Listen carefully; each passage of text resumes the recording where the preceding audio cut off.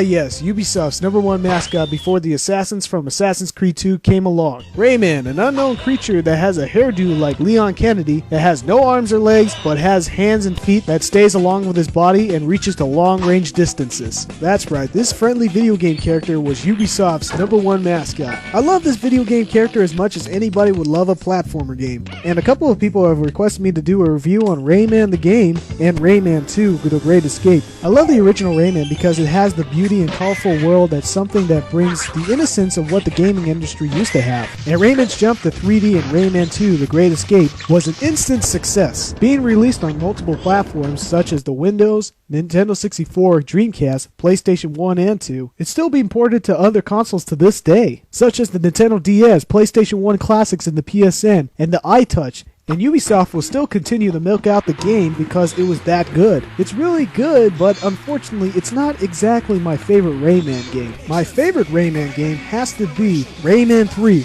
Hoodlum Havoc for the Windows, PlayStation 2, GameCube, and the Xbox. And unlike Rayman 2, all the ports in Rayman 3 were all equally identical. Ubisoft decided to turn the Rayman series from a casual friendly platformer into a wild, hysterical 3D platforming adventure. And I'll tell you why it's my favorite Rayman game of the franchise. First, let's begin with the story. Rather than having our friendly Rayman to be saving the world from the innocent creatures, the story in Rayman 3 decided to make this hysterical and a little more darker tone than their predecessors. It opens up with Rayman and Globox sleeping peacefully in the woods until the leader of the Black Lums, Andre, was swallowed by Globox, and every one of his minions are after Globox to free Andre, and Rayman must save Globox before any of Andre's minions get to him first. The story behind the madness is a simple one, and also one that makes little to no sense, which is exactly what a platformer needs. Rayman 3 plays just like Rayman 2, where there is a point A to B platformer that will bring you to the next level, but there were a lot of changes that were made in this game. First off, Rayman no longer throws energy orbs, but goes right back to throwing fists at enemies from the first Rayman game. With the punching returning to the series, Rayman 3 is mixed with combat action, which works really well. New to the series is the scoreboard, which raises more points the more combos you make or jewel-like items you collect. The purpose of having a scoreboard is having a certain amount of points will help you unlock numerous of bonus points. Bonus points have no impact on the portion of the game, but are humorous to play through when you don't feel like continuing the main quest. My favorite part of the bonus stage is to be able to surf ride to the Twilight.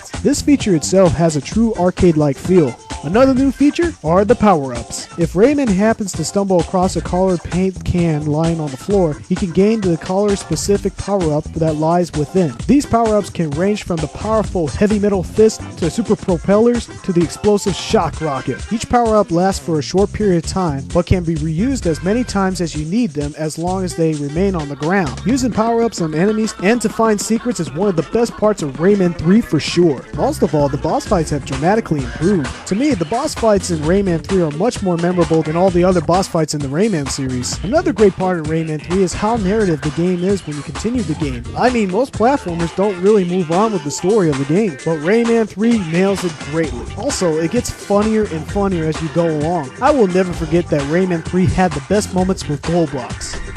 Rayman, go play somewhere else! I'm trying to concentrate!